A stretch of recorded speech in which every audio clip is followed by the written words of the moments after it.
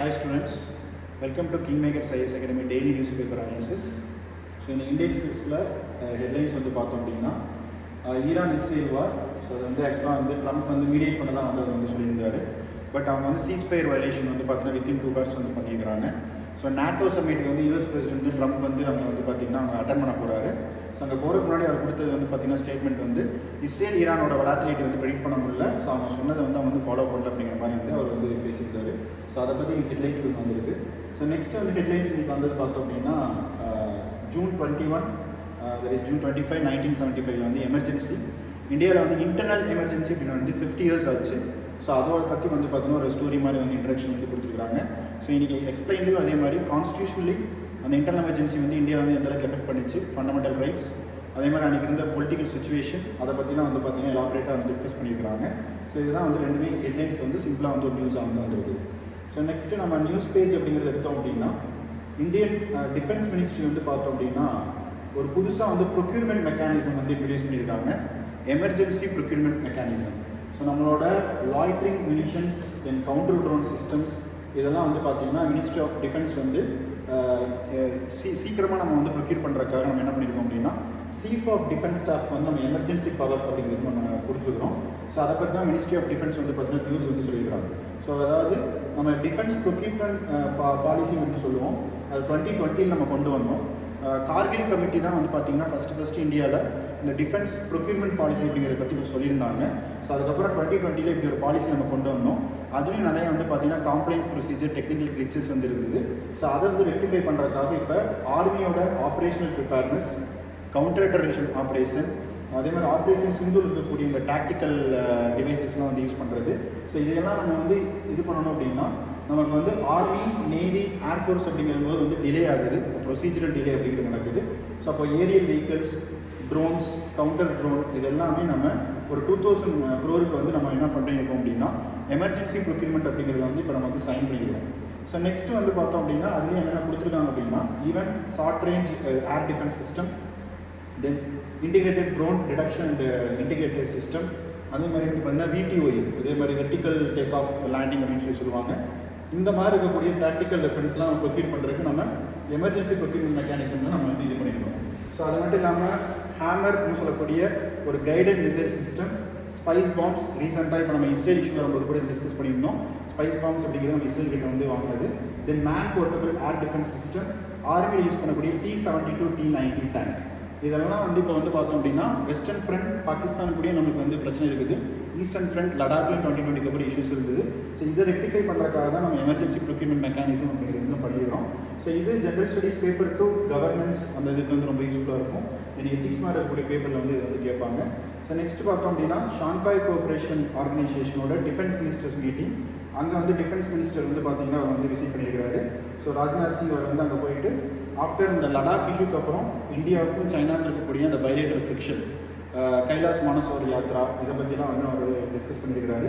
தென் இந்த defence submit வந்து எங்கே நடக்குதுன்னா பிண்டோங் அப்படிங்கிற சிட்டியில் சைனாவில் வந்து நடக்குது.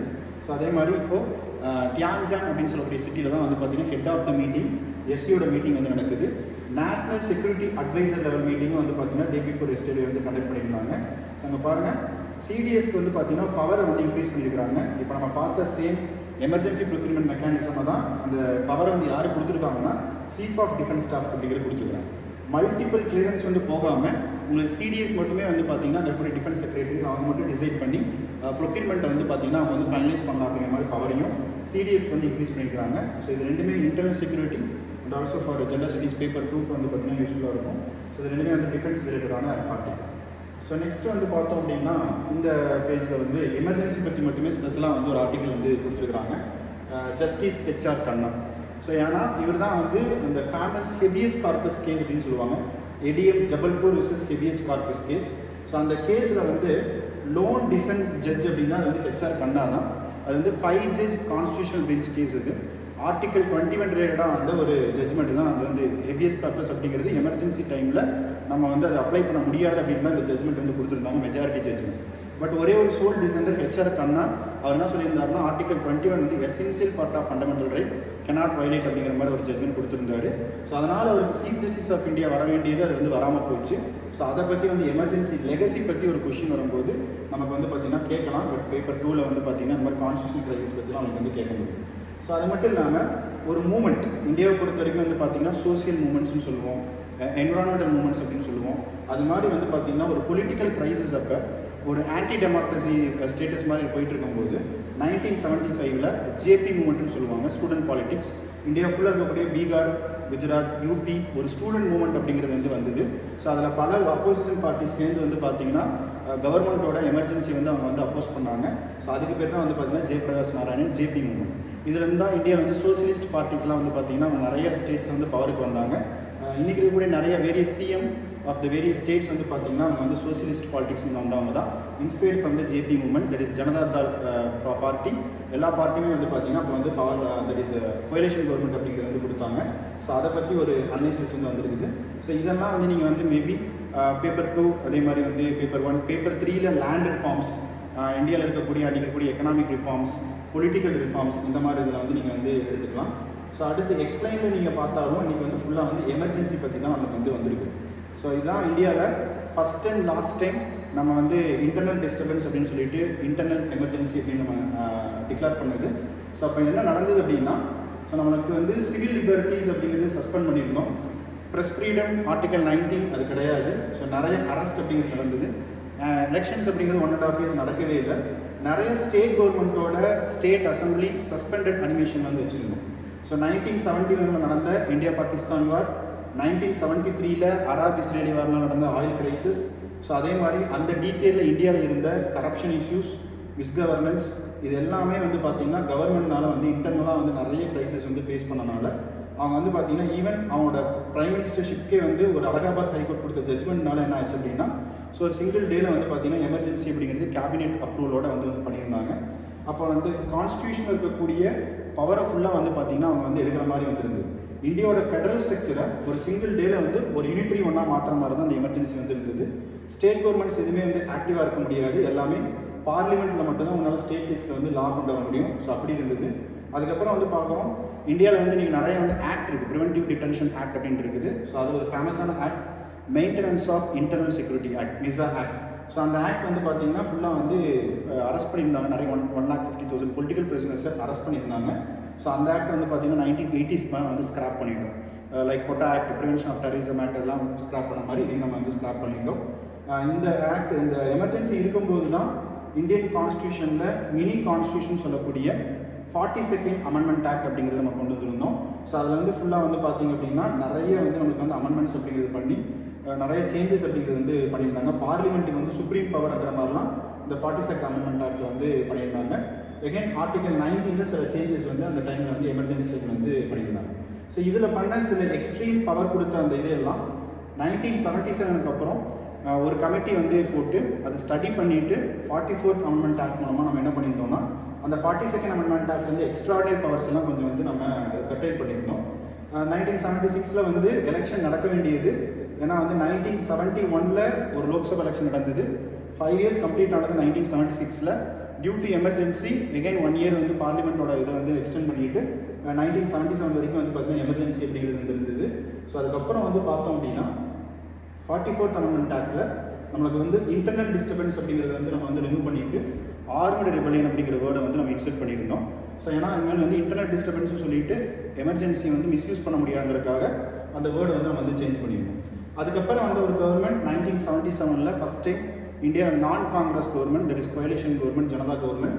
அதில் வந்து பிரைம் மினிஸ்டர் மொரார்ஜி தேசாய் அவர் வந்து என்ன பண்ணியிருந்தாருன்னா 1978ல் ஃபேமஸ் மண்டல் கமிஷன் வந்து அப்பாயின்ட் பண்ணுறாரு to study the status of socially educational backward classes, that is ஓபிசியோட ஸ்டேட்டஸ் நான் இந்தியாவில் ஸ்டடி பண்ணுறதுக்காக ஒரு கமிட்டி வந்து அப்பாயின்ட் பண்ணுறாங்க. ஸோ இதெல்லாம் வந்து எமர்ஜென்சி பற்றி வந்து கொடுத்துருக்குறாங்க. அதுக்கப்புறம் வந்து இதில் ஃபேமஸாக அப்பாயின்ட் பண்ண கமிஷன் என்னென்னு பார்த்தோம்னா ஷா கமிஷன். எமர்ஜென்சியில் யூஸ் பண்ண அந்த எக்ஸ்ட்ராடினரி பவர்ஸ், அதே ஒரு வயலேஷன் ஆஃப் ரைட்ஸு, இதை பற்றிலாம் வந்து ஸ்டடி பண்ணுறதுக்காக ஒரு கமிட்டி வந்து போட்டிருந்தாங்க. அந்த கமிட்டி 1978ல் ஒரு ரிப்போர்ட் வந்து சப்மிட் பண்ணியிருந்தாங்க. அந்த ஷா கமிஷனில் எப்படி வந்து ப்ரிவென்டிவ் டிடென்ஷன் ஆக்ட் மிஸ்யூஸ் பண்ணப்பட்டது, தென் டெமாலிஷன் ட்ரைவ் அப்படிங்கிறது சில ஹவுசஸில் இது பண்ணாங்க, ஸ்டெரிலைசேஷன், ஃபோர்ஸ்டு ஸ்டெரிலைசேஷன் வந்து எப்படி பண்ணாங்க. அது மட்டும் இல்லாமல் நிறைய வந்து பார்த்தீங்கன்னா உங்களுக்கு வந்து ஃபண்டமெண்டல் ரைட்ஸ் வயலேட் பண்ணக்கான சில கேசஸ்லாம் எப்படி ஹேண்டில் பண்ணாமல் இருந்தது. இது எல்லாமே இந்த சா கமிஷன் ரிப்போர்ட்டில் வந்து ஹோலிஸ்டிக்காக வந்து அந்த கமிஷன் வந்து ரிப்போர்ட்டை வந்து சப்மிட் பண்ணியிருந்தாங்க. ஸோ இதை பற்றி ஃபுல்லாக வந்து இன்றைக்கி வந்து எக்ஸ்பிளைன் பேஜில் வந்து கொடுத்துருக்காங்க. ஸோ இது வந்து புரிஞ்சால் மட்டும்தான் உங்களுக்கு வந்து தட் இஸ் இந்தியாவோட கான்ஸ்டியூஷனல் ஹிஸ்ட்ரி ஆர் இந்தியாவோட இண்டிபெண்டன்ஸ், ஆஃப்டர் இண்டிபெண்டன்ஸ் என்ன நடந்தது அப்படிங்கிறதுக்கான பொலிட்டிக்கல் ஹிஸ்ட்ரி வந்து உங்களுக்கு தெரியும். அதை வச்சு பேப்பர் 2ல் வந்து நீங்கள் வந்து சில ஆன்சர் ரைட்டிங் எழுதி யூஸ்ஃபுல்லாக இருக்கும். ஸோ நெக்ஸ்ட்டு பார்க்குறோம், தட் இஸ் இஸ்ரேலுக்கும் ஈரானுக்கும் வந்து பார்த்தீங்க அப்படின்னா இப்போ வந்து பீஸ் மீடியேட் பண்ணதாக சொன்னாங்க. பட் திருப்பியும் சீஸ்ஃபயர் வயலேஷன்ஸ் அப்படிங்கிறது பண்ணுறாங்க. அங்கே ஈரான் வந்து என்ன சொல்லியிருக்குன்னா, நான் ஸ்ட்ரெயிட் ஆஃப் ஹார்மோஸ் அப்படிங்கிறது நான் க்ளோஸ் பண்ணலை, இப்போதைக்கு நான் வந்து க்ளோஸ் பண்ணாத மாதிரி தான் ஒரு டெசிஷன் வந்து எடுத்துருக்காங்க. அது மட்டும் இல்லாமல் அந்த வெஸ்ட் ஏஷியாவில் இருக்கக்கூடிய ஈரானோட நிறைய ஆயில் டெபாட்ஸ் வந்து டிஸ்ட்ராய் பண்ணப்பட்டிருக்குது. அதே மாதிரி அவங்களோட ஏர் டிஃபென்ஸ் சிஸ்டம் வந்து பார்த்தீங்கன்னா ஈரானோடது வந்து டிஸ்ட்ராய் பண்ணப்பட்டிருக்குது. Key military leadership, that is supreme leader, அதே மாதிரி chief of defence staff, chief of army staff, இவங்கெல்லாம் வந்து எலிமினேட் பண்ணப்பட்டிருக்கிறாங்க. இப்படி இன்ஸ்டபிலிட்டி வந்து ஈரானில் வந்து இருக்குது. ஸோ அது மட்டும் இல்லாமல் எகைன் ஈரான் வந்து எக்ஸ்பிளைட் பண்ணுறதுக்கான சான்சஸ் வந்து இருக்குது. ஏன்னா இவங்க வந்து ஃபுல்லாக வந்து இவங்க வந்து சரண்டராக சொல்லி including Trump and Israel government வந்து கேட்குறனால அவங்களும் வந்து பார்த்தீங்கன்னா எக்ஸ்பிளேஷன் பண்ணுறதுக்கான சான்சஸ் இருக்குது. ஹவுதீஸ் அவங்களும் வந்து எக்ஸ்பிளைட் பண்ணலாம். ஹமாஸ், இஸ்ரேல், பாலஸ்தீன் அந்த இஷ்யூஸ் வந்து போயிட்டு இருக்குது. அதை பற்றி வந்து பார்த்தீங்கன்னா வெஸ்ட் ஏஷியன் ரீஜன் இருக்கக்கூடிய இன்ஸ்டெபிலிட்டி, சரி சரௌண்டிங் கண்ட்ரீஸில் லெபனான், சிரியா, ஈராக்கில் எக்ஸ்ட்ரீமிசம் அப்படிங்கிறது இன்க்ரீஸ் ஆகலாம். ஏன்னா இதே தான் சிரியன் சிவில் வார்னாலையும் ஈராக் சிவில் வார்னாலையும் வந்தது தான் there is Islamic state of Iraq and சிரியான்னு சொல்லக்கூடிய ISIS அப்படின்னு சொல்லக்கூடிய டெரர் குரூப். இப்போவும் இந்த மாதிரி வந்து டிஸ்பிளேஸ்மெண்ட், ரெஃப்யூஜி கிரைசிஸ் இந்த மாதிரி நிறைய கன்சிஸ்டண்ட்டாக இருந்தது அப்படின்னா எகெயின் வந்து எக்ஸ்ட்ரீமிசம்கான ஒரு கிரவுண்டாக வந்து தட் இஸ் ஈரான் அப்படிங்கிறது மாறும் அப்படிங்கிற மாதிரி வந்து அனலைஸ் பண்ணியிருக்காங்க. ஸோ இதுவும் நீங்கள் வந்து general studies paper 2 international relations வந்து நீங்கள் வந்து யூஸ் பண்ணிக்கலாம். ஸோ நெக்ஸ்ட்டு வேர்ல்டு பேஜில் பார்த்தோம் அப்படின்னா நாட்டோட சம்மிட் அப்படிங்கிறது நெதர்லாண்டில் வந்து நடக்குது. இப்போது 2025 யூபிசி ஃபிலிம்ஸ் கொஸ்டின் வந்து பார்த்தோம் அப்படின்னா how many of the countries வந்து மெம்பர்ஸ் ஆஃப் த நாட்டோன்னு சொல்லிட்டு ஒரு கொஸ்டின் வந்து கேட்டிருந்தாங்க. ஸோ இப்போ இந்த நாட்டோவில் யூஎஸ் ட்ரம்ப் வந்து என்ன சொல்கிறாருன்னா, யூஎஸ் வந்து நிறைய கான்ட்ரிபியூட் பண்ணியாச்சு, பட் யூரோப்பியன் யூனியன் இருக்கக்கூடிய கண்ட்ரீஸும் வந்து பேரலாக வந்து கான்ட்ரிபியூட் பண்ணணும் ஃபார் டிஃபென்ஸ் எக்ஸ்பெண்டிச்சர். அதில் வந்து யூரோப்பியன் யூனியன் கண்ட்ரிஸ் என்ன சொல்கிறாங்கன்னா, நாங்கள் வந்து யுக்ரைனுக்காக டிஃபென்ஸ்க்காக நிறைய ஸ்பெண்ட் பண்ணியாச்சு, இப்போ வந்து நாங்கள் இப்போ எமர்ஜென்சிக்காக நம்ம பண்ணுறதுக்கான ஃபினான்ஷியல் கன்ஸ்டியூஷன் இருக்குங்கிற மாதிரி ஒரு இது போயிட்டுருக்கு. ஸோ இந்த சம்மிட் வந்து ட்ரம்ப்பே வந்து பார்த்தீங்கன்னா இன்ஹவுஸ் சம்மிட்டில் வந்து அட்டன் பண்ணுறதுக்காக அவர் வந்து நெதர்லாந்து அப்படிங்கிறது போயிருக்கிறாரு. ஸோ அதனால் நீங்கள் அதையும் வந்து பிலிம்ஸ் ஆஸ்பெக்டில் நீங்கள் வந்து பார்த்துக்கலாம். ஸோ நெக்ஸ்ட் வந்து பார்த்தோம் அப்படின்னா ஃபினான்ஸ் மினிஸ்டர் அவர் வந்து இப்போ அவங்க வந்து ரீசெண்டாக வந்து பார்த்தீங்கன்னா ஒரு மீட்டிங்கில் எக்ஸிம் பேங்க் ட்ரேட் மீட்டிங்கில் வந்து நம்ம இப்போ சைன் பண்ண போகக்கூடிய யூஎஸோட இன்ட்ரீம் பைலேட்ரல் ஃப்ரீ ட்ரேட் அக்ரிமெண்ட்டுக்கு என்னெல்லாம் பண்ண வேண்டியதாக இருக்குது அப்படிங்கிறதுக்காக அதை பற்றி வந்து பேசியிருக்கிறாங்க. ஸோ அப்போ இந்தியா வந்து பார்த்திங்க அப்படின்னா நம்ம இப்போ பெரிய ஒரு லார்ஜஸ்ட் ட்ரேடிங் பார்ட்னராக யூஎஸ் வந்து பார்க்குறோம். இப்போ பேஸ் லைன் டேரிஃப் அப்படிங்கிறது 10% அப்படிங்கிறது வந்து பார்த்திங்கன்னா நம்ம வந்து யூஎஸ் வந்து அப்ளை பண்ணிட்டு இருக்கிறாங்க. ஸோ இப்போ அடுத்து வந்து ரெசிப்ரோக்கல் டேரிஃப் அதெல்லாம் வர்றதுக்கு முன்னாடி சில அக்ரிமெண்ட் அப்படிங்கிறது வந்து நம்ம வந்து கன்க்ளூட் பண்ணணும். ஸோ அது எப்படி நம்ம ஸ்ட்ராட்டஜிக்காக பண்ண போகிறோம் அப்படிங்கிறத பற்றி அவங்க பேசியிருக்கிறாங்க. அது மட்டும் இல்லாமல் ஆப்பிள் ஐஃபோன் இந்தியாவில் மேனுஃபேக்சரிங் பண்ணக்கூடிய ஃபெசிலிட்டிஸ் இருக்குன்னு நமக்கு தெரியும். அவங்க 20% டொமஸ்டிக் வேலிடேஷன் வந்து பண்ணிட்டு இருக்காங்க. ஸோ இதெல்லாம் இந்தியாவில் வந்து பார்த்தீங்கன்னா தட் இஸ் ப்ரோசஸ் ரிஃபார்ம்ஸ் அப்படிங்கிறது பண்ணணும் அப்படிங்கிற மாதிரி அவங்க வந்து சொல்லியிருக்காங்க. அப்போ தான் நம்ம ட்ரேடில் வந்து நம்ம வந்து ஓரளவுக்கு வந்து தட் இஸ் இன்ஃப்ளூயன்ஸ் பண்ண முடியும் அப்படிங்கிற மாதிரி வந்து அவங்க இது பண்ணியிருக்காங்க. ஸோ நெக்ஸ்ட்டு மானிட்டரி பாலிசி கமிட்டியில் இருக்கக்கூடிய தட் இஸ் ஆர்பிஐயோட எக்ஸ்டர்னல் மெம்பர்னு சொல்லுவாங்க. எம்பிசியோட எக்ஸ்டர்னல் மெம்பர் என்னன்னு பார்த்தீங்க அப்படின்னா ப்ரைவேட்டோட கேபிட்டல் எக்ஸ்பெண்டிச்சர் வந்து இந்தியாவில் வந்து பெருசாக வந்து ரிவைவல் ஆகலை அப்படிங்கிற மாதிரி வந்து பேசியிருக்கிறாரு. ஸோ எம்பிசி மீட்டிங்கில் நம்ம இந்தியாவோட க்ரோத்தை வந்து ஒரு 6 to 7% ப்ரெடிக்ட் பண்ணியிருக்கோம். ரெப்போ ரேட்டை நம்ம வந்து கம்மி பண்ணியிருக்கோம். ஸோ அப்படியும் இருந்து அர்பனோட டிமாண்ட் வந்து பெருசாக நடக்கலை. அது மட்டும் இல்லை கன்சம்ஷன் வந்து ரொம்ப லோவாக இருக்குது. அதனால தான் குவாலிட்டி டேட்டாக்காக எஸ்பிஐ மினிஸ்ட்ரி வந்து பார்த்திங்கன்னா நிறைய டேட்டா வந்து இப்போ புதுசாக சர்வே எடுக்க போகிறாங்க. ஸோ ஈவன் ஹெட்லைன் இன்ஃப்ளேஷன் இந்த இன்ஃப்ளேஷன்லாம் கண்ட்ரோல் இருந்தால் கூட நம்ம இந்தியாவோட ஹர்பனில் வந்து பெரிய டிமாண்ட் கிடையாது. ஸோ அந்த டிமாண்ட்னால ப்ரைவேட் கன்சம்ஷன் அப்படிங்கிறது கிடையாது. அந்த ப்ரைவேட் கன்சம்ஷன் இல்லாதனால ப்ரைவேட் கேபிட்டல் எக்ஸ்பெண்டிச்சர் வந்து இல்லை அப்படிங்கிற மாதிரி சொல்கிறாங்க. ஸோ இதனால தான் எக்ஸ்பான்சரி மானிட்டரி பாலிசி அண்ட் எக்ஸ்பான்சரி ஃபிஸ்கல் பாலிசியில் கூட நம்ம ஒரு ஆர்டிகல் பார்க்குறப்ப கவர்மெண்ட் வந்து நிறைய வந்து ஸ்பெண்ட் பண்ணுற மாதிரி இருக்குது அப்படிங்கிற மாதிரி வந்து நம்ம பார்த்துருந்தோம்.